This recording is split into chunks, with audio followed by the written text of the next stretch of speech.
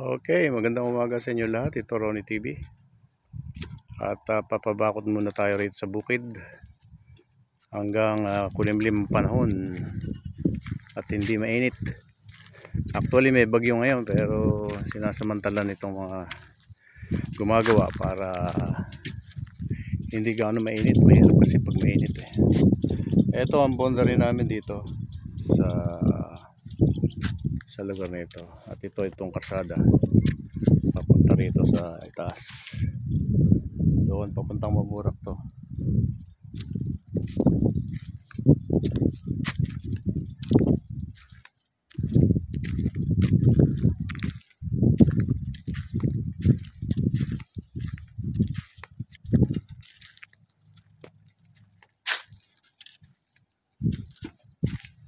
Tapos isimentohan nila ito para matibay.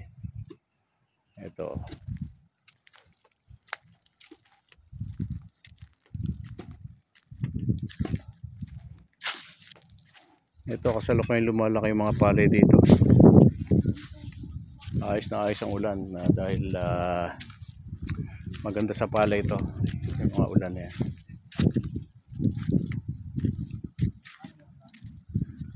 Alright guys, thank you for watching. Ito Ronnie TV. Ayan, nakapundo.